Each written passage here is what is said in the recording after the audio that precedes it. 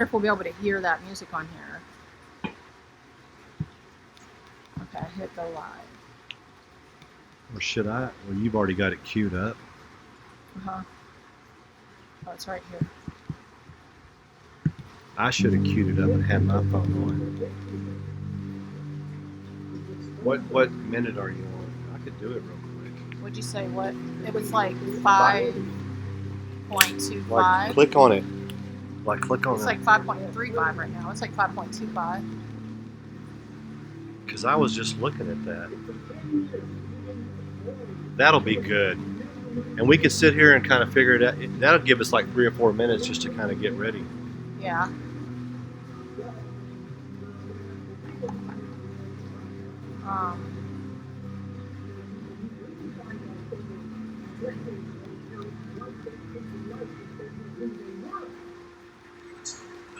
So here, I'll take this out. Okay. Stronger and stronger. You don't know the limits to that. You do not know the limits to that. Let me start it over. I stole this from all these Periscope. Any of you who are watching watch this scope. Because you're not everything you could. If for 10 years things that they are avoiding and are afraid of. I don't know if you can hear it. If for 10 years, oh, wait a minute. So should I turn mine off? Yeah. Crap.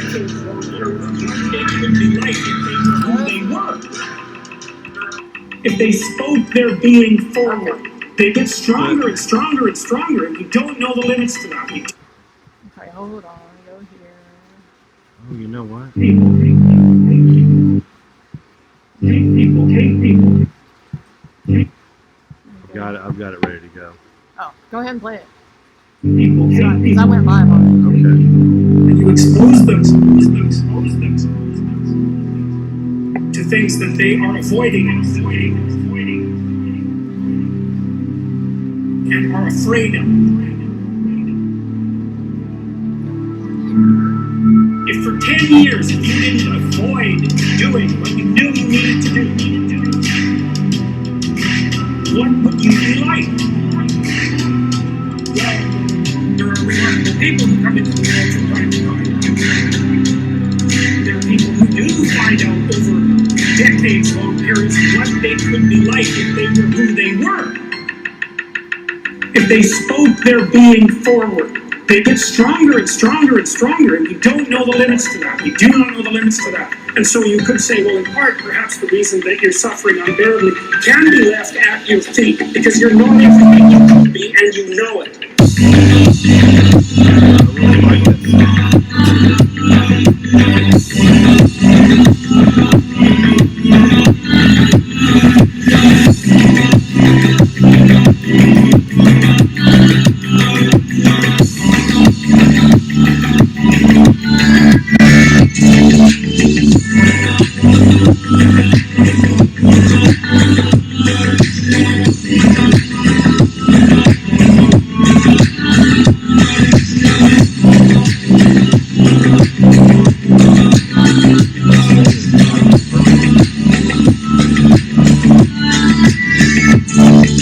Who they were.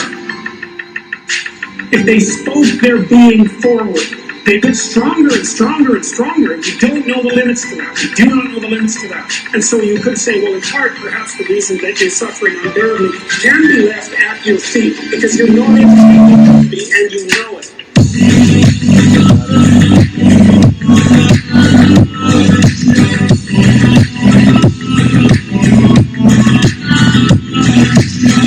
What's fair?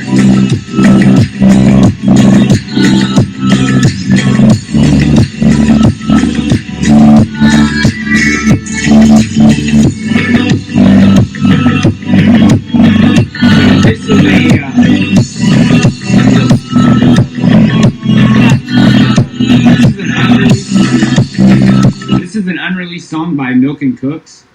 And so the world only heard it through my Periscope now twice. And when they launch it, I can't wait to promote it. Can't wait to get in the hands of Jordan Peterson and stuff like that. You guys ought to follow them on Periscope and Twitter. So the last 24 well, more, 36.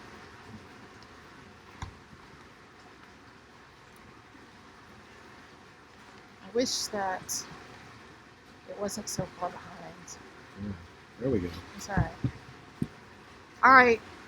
Hello, everyone. I'm going to go ahead and get started. I don't know if you were listening to the beginning of this scope, but I stole that from Ali's Periscope. He released a song that hasn't been, he didn't release it. He played a song that hasn't been released by Milk and Cooks. It is awesome. I suggest you go check out Ali's scope from earlier on it. It's just awesome. Anyway, we're doing the Ides of June. Ides of June is not actually until tomorrow. 2 reasons we're doing it today. Yeah. Because this was originally the day of the summit, but they took care of business yesterday. Right. Basically for us. And the other reason is because it's our Liberation Day. Yeah. You and I and our 2 brothers and mom. From a dad that just wasn't your not a good guy. it wasn't Ward Cleaver, that's for sure. Yeah, left in the middle of the night, June 12th, 1981. So it's a special day for us, and it's a special day for the world. The Ides, if you've watched any of our earlier periscopes, the Ides are all about celebrating. That's what they used to be, and that's what we're trying to turn the Ides back into under Trump, making the Ides great again, because the Ides used to be a celebration of good news. The new growing season, it's a great festival. It's basically, it was their new year. And it only became bad when Shakespeare wrote his great play about Caesar being assassinated in the Senate. Right. So we're going to talk about titled this a Serendipitous Synchronicity because if you've been paying attention to Scott Adams and Mike Cernovich and Ali lately, they've talked a lot about the simulation, that there's a lot of synchronicity that seems to be going on, and synchronicity is just, it's coincidences that mean something, but serendipitous it's a good thing. So it's a good set of coincidences that we can link to past American history, to things that are going on now, and it's kind of interesting. We're going to go over that, and then of course the good news that the mainstream media won't report. So I was going to let Lou get started on some of the synchronous events that have happened that correlate with what's going on today. So since we're doing this the day before the Ides of June, which is tomorrow actually, we picked today because of our Liberation Day, of course, and we also picked it because of Trump's summit with North Korea, this very historic, it looks like a very positive summit that happened in Singapore the last 48 hours. So on this day in history, on the 12th, we've got Rhode Island in 1774 prohibits the import of slaves, which is a big deal. Rhode Island was a big cog in the slave trade. So like 90% of the slaves that we imported came through Rhode Island. So a lot of people got this passed and went against some moneyed interest to get this to happen. Yeah, they profited a lot off of the slave trade, and for them to be the first ones to pass something like that. This is before the American Revolution. Yeah. So in 1777, Lafayette landed in America, and Yvonne found some really little tidbits on Lafayette that I didn't know about on his voyage to America from France to help us out. Yeah, Lafayette, he was French, and he was a wealthy dude, and he could have easily stayed in France and lived a high life, but he wanted to come and fight in the American Revolution because he believed in what our founding fathers were fighting for, and so he spent his own money and financed a trip over here, which he landed on June 12th or June 13th. He landed on the 12th. Yeah, in 1777, but a lot of people don't realize that was a 2-month voyage. He took off in, was that 2 months or 3 months? April 20th. It's 2 months, and it's not a fun trip. It's not a cruise. It's a rough passage. So it cost him a fortune to do it, and he was only like, how old was he? He was in his 20s. 20. He was a young guy. But I just thought it was interesting that he sacrificed so much when he didn't have to. But the one you found about the shipmaster, he was going to stop in a port. Oh yeah. That he was worried about. He was going to stop in the West Indies to sell cargo, but Lafayette was fearful of arrest, so he bought the cargo to avoid docking at the islands. That's how bad he wanted to get here and help fight the revolution. And a lot of people would say, I don't think we could have done it without their help. It came at a very critical time. We needed it. We were like on the downside at the time. Yeah. So they helped us with training of our troops and things like that, and with arms and things, and yeah, and they were crucial in the victory at Yorktown for sure. Pretty amazing. Go ahead. So in 1868, the 14th Amendment is passed, and I don't really understand it well myself. I'm trying to read the Constitution more and trying to understand every amendment and why they're important, and the Bill of Rights and all of that. But the 14th Amendment, what I did find is over and over it highlights establishing due process for everyone. Very important. Another one of those key things the founders put into our Constitution. Huh. And then with the amendment in 1868. Due process, probably something, I don't know, would you say Tommy Robinson in the UK had due process? Because Great Britain does not have a constitution. They just have a lot of law they live back on that keeps changing with the times. When we have a constitution, if it's followed correctly, we don't have to worry about people, fads and things like that, taking our rights away. 1868, Oscar Dunn became the first African American lieutenant governor in a state in this country, and that was in Louisiana. Yeah. In the South, where we're bigoted and homophobes and all this other stuff, and clinging to our guns. And Vaughn found some good stuff on him Interesting thing to me about Oscar Dunn being the first black lieutenant governor elected in Louisiana. He said, "This is the South."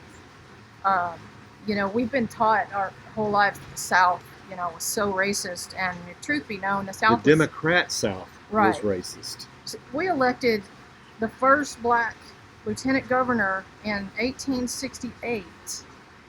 That's shortly after the end of the Civil War. A quick note on that is a lot of first black African American people elected to office in the South happened after the Civil War. When you get into the 1900s, that starts going away when the Democrats established a stronghold back on the electorate and the laws, and especially after Reconstruction in the 1870s. The interesting thing about him is, though, I would liken him to the kind of mindset that is the Tea Party or MAGA, because he organized a statewide Republican convention in 1870 that challenged the power of then Governor Henry Warmoth. So he challenged the establishment of the Republican Party, and he unsuccessfully challenged Warmoth for the governorship, and later led a radical faction of Lincoln Republicans. Okay, that's key. He later led. Yes. The black man led a radical faction of the Lincoln Republicans. They were considered radical. Right, who attempted to have Warmoth impeached for corruption. Warmoth found allies among the former slaveholders, Democrats, and temporarily became a Democrat in 1871 to frustrate Dunn and other Louisiana Republicans who opposed him, and to deprive Dunn of the power to appoint committees in the Senate.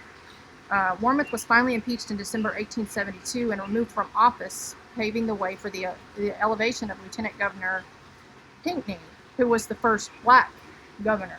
But the interesting thing to me about him is that he was working against the GOP establishment, and that was the Whigs, right? The Whigs who are no longer. I think could be a lesson that the GOP needs to learn, but I don't think that the GOP is in any. They're not in any mood for learning. Anyway.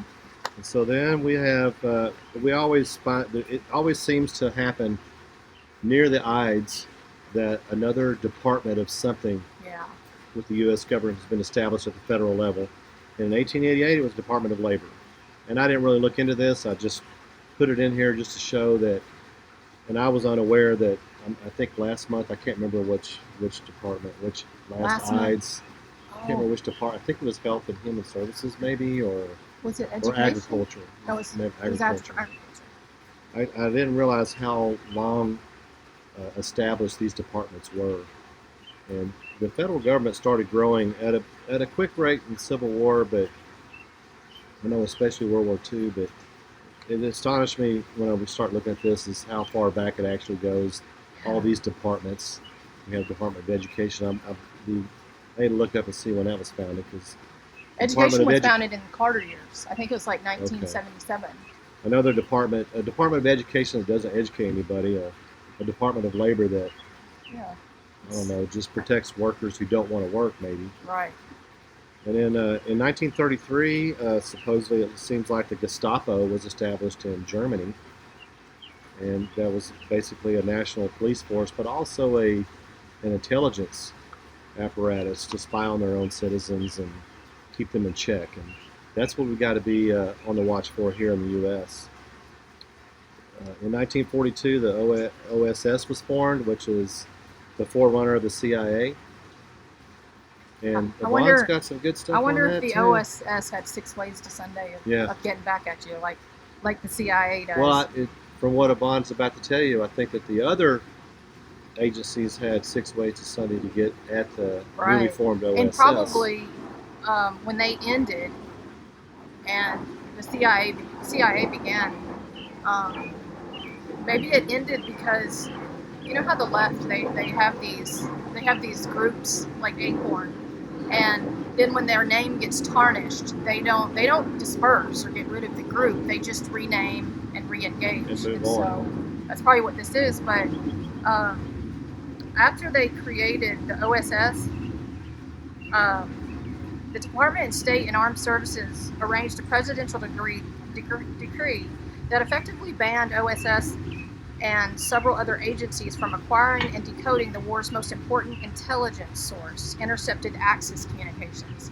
And I thought that was interesting in light of how 9/11 happened, because if you remember, Jamie Gorelick, who created that wall between all of the intelligence, so that they couldn't see each other's intelligence, which effectively... And just during a war, you've got an organization of men, professionals that can have talent, and we're not going to let them participate in this part of it.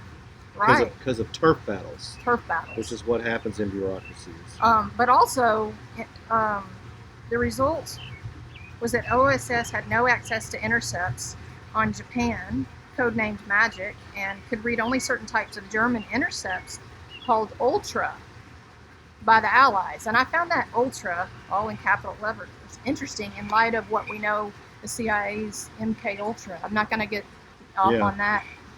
But it's not a conspiracy theory. It's been documented. You can read about those diabolical programs. So it just the terminology they were using was the same. And I would say that the OSS was just the CIA under a different name. So then, actually, on the Ides, there's just a couple of things real quick. In 2000, Kim Jong-il actually met with the South Korean president, which was hopefully going to start some good talks, and they actually had some good talks, it seems. But George Bush didn't really, George W. didn't really try to get into what Trump's doing now. I think I don't know what their outlook on this was, but they didn't really accomplish much during the Bush years. No, they didn't. And in 1987, tomorrow, Reagan had his tear down this wall speech, which was huge. Yeah. And of course, the media back then sure didn't like it. The establishment didn't like that. No, and I guess, even back then, just like the way they're painting this whole North Korea, South Korea situation in a negative light, the same thing was going on back then with Reagan with regards to Germany. East and West being united, and so it's just we just do the same things over and over. But that speech that he gave at the wall, the last paragraph of that, I'm going to read it because I just thought it was interesting. Reagan says, "And I would like, before I close, to say one word. I have read and I've been questioned since I've been here about certain demonstrations against my coming, and I would like to say just one thing. And to those who demonstrate, so I wonder if they have ever asked themselves that if they should find the kind of government they apparently seek, no one would ever be able to do what they're doing again.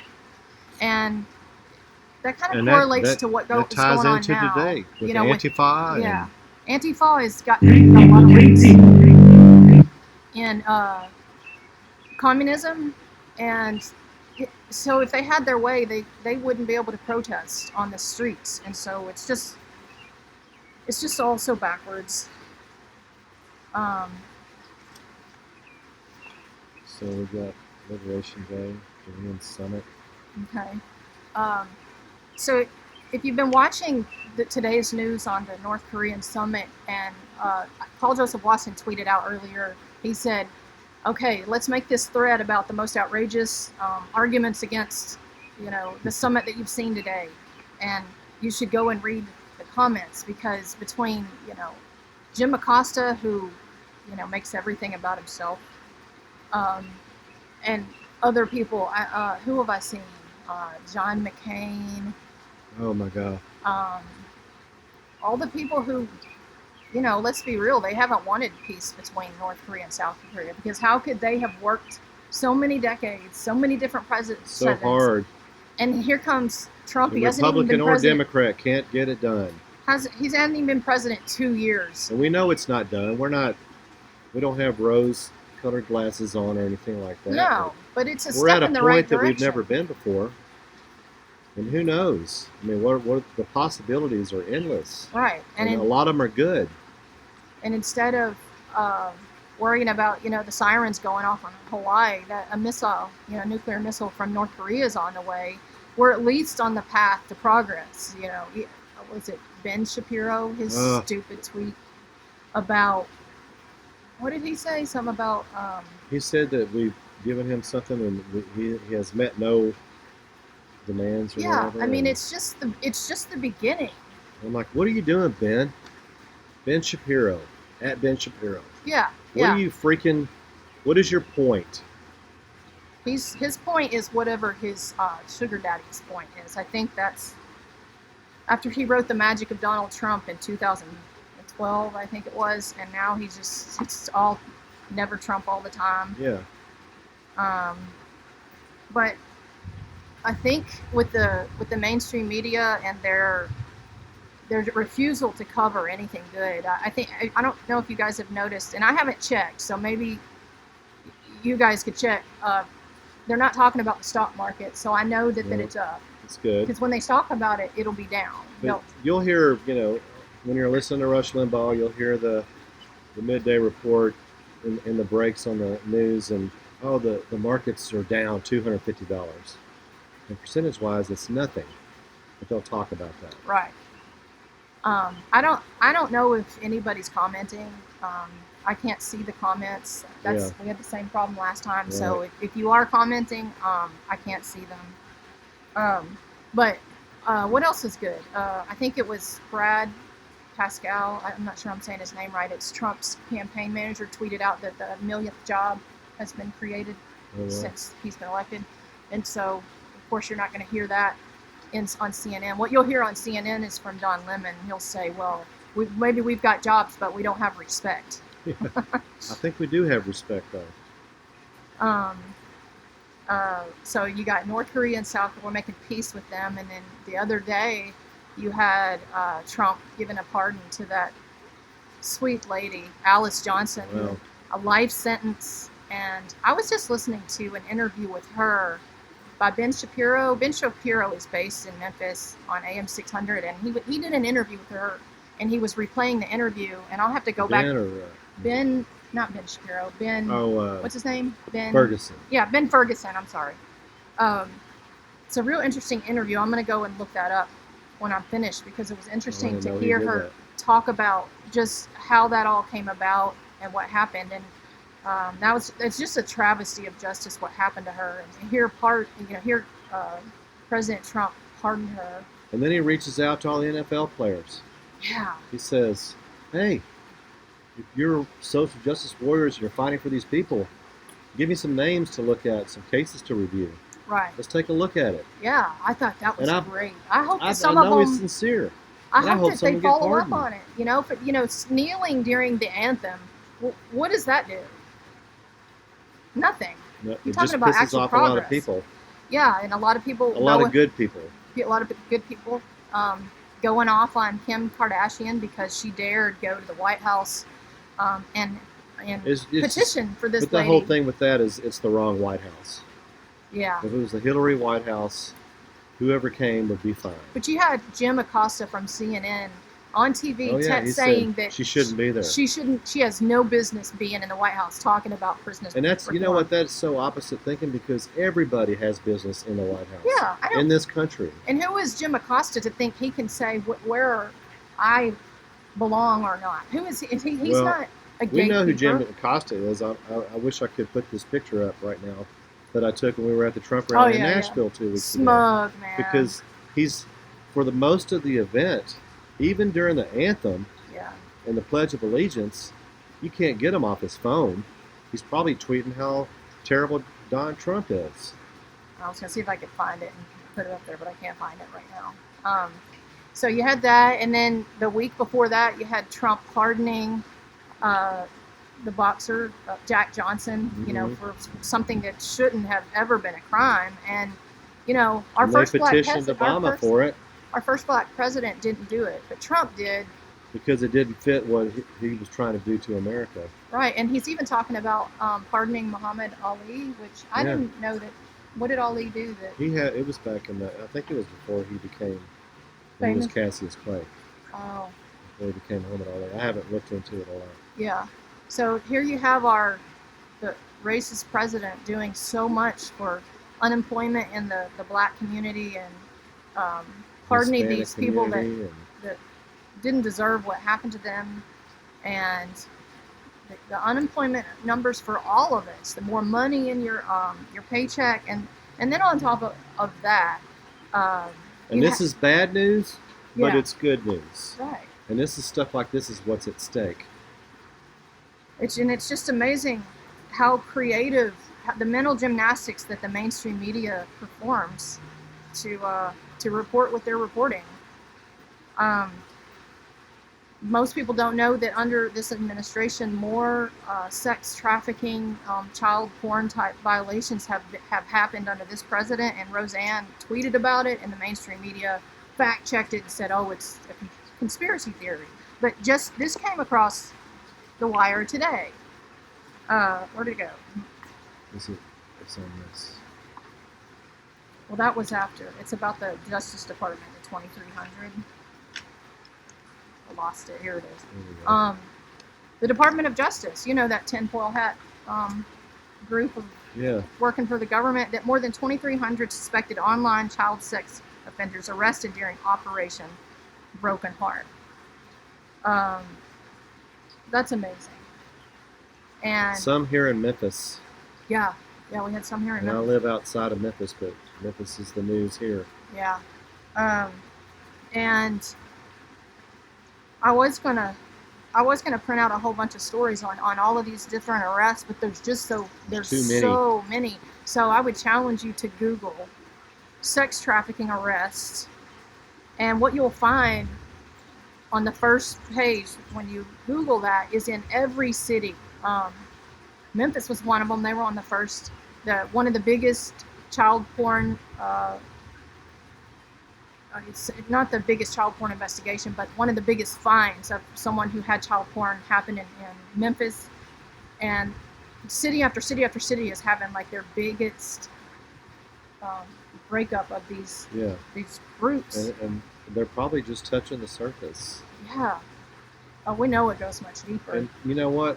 Who knows that this could be conspiracy theory too, but what if they're starting to touch on the illegal immigration things that are happening, and that part of that, they want that traffic flow because there are a bunch of vulnerable people coming in, right? And they can just grab them. And who's going to stop them? Nobody knows they're here. Yeah. And I just parents that send their their kids across Mexico to here by themselves. Shame on you. What kind What are of you parent? doing? And then and then we're at fault because we try to enforce our laws, and we do have to, you know, do the best we can to make it safe for them. But it doesn't mean you just get to come here and start living, and that's not the breaking our right way laws to do things. And the thing about the sex trafficking and the child porn that's being busted up, the mainstream media, they like this 2,300 suspected online child sex offenders arrested during Operation Broken Heart. Why is this not front page news? It's none of like these huge. There was an arrest, I think it was a month ago, and it was the largest collection of child porn. It was like terabytes of images and child porn. And if there's any, I haven't seen any mention on the mainstream media, but if they do, it's just so minimal. Like they minimize it. You're only seeing it like in Memphis. Yeah, you'll see it on their local reports, but it's and when you do, it's really not much written about it. And so they're just barely covering it. So it just makes me wonder, is this a conspiracy fact that I have to ask, you know, what's in your closet, mainstream media? Because why aren't you covering this? And then that segues into unsealed the deals with Congress. Yeah. I mean, this stuff is on the back burner now because it's all died down. Everything else is, but you know, one thing that we're going to start doing, my blog, Mid-South Sentinel, we have renamed it Red Pill Sentinel, and we're going to start doing more active citizen journalism, and we're going to start confronting our leaders. We're going to start with Trent Kelly and David Kustoff, which I do not think they've had money paid out. No. I don't know, but we're going to confront them, and we're going to ask them if you have had hush fund money paid out, because what they're saying in Congress is, well, we can't release this information on a legal basis. Okay, that's fine, but there's nothing stopping you. They made the legal basis in the first place. Right. They were the ones that established that. But regardless, if you have not had hush fund money paid out, you should be able to declare that and state that. And if you don't state that, I'm going to assume it's a problem. I'm going to assume the worst. And so we're going to start making a list, and we're going to go and confront the leaders that we have access to. And who knows, maybe I can branch. And if they can state that they have it unequivocally, then let's talk about, well, what are we going to do about this? Right. And this whole thing with Congress, and they're exempt from so many laws that they pass, that needs to stop too. And this is a big one. They need to be accountable to this. There's, you know, I hope that Trump keeps blowing this stuff up. I do too. Because we've got a window here. We've got a little over 6 years more, I believe, because I think he'll be reelected in 2020. Yeah. We need to jump on it and start confronting these guys and make them be what they're supposed to be. They're not supposed to go up to D.C. and have photo ops with constituents in their offices. Because right now, I see nothing wrong with Trent Kelly's past. He's had an exemplary life. He served our country, and he's a brigadier general now. But he's silent on so many things, and we all in our own districts have to confront our representatives. They represent us. We sent them there, and we have to confront them, and they need to take a stand. Right. More than just, I met with a lobbyist in my office, and I'm so glad to see them today. And that's what you tweet out. Their Twitter feeds are so lame that I don't go visit them unless I'm looking for something. But they need to start calling their coworkers, you know, out there on Congress Hill, because they come into contact with them. So we're going to confront our leaders. But what is David Kustoff and Trent Kelly? What are they doing? But you don't see to hold anything. these people accountable. accountable. What do they stand for? What are they doing? Do they understand that there is a crisis happening? Even though we've got Trump and we've got some momentum here, but the Republican Congress is silent right now since the tax cuts. There's nothing happening. They're all laying back and hanging and doing their re-election campaigns. Oh, I support Trump. Yeah, but what are you saying when Robert De Niro says F Trump at the Tony Awards? What are you saying when is there any pushback to anything? Is everything on the table? You can do anything you want and no consequences from from our side.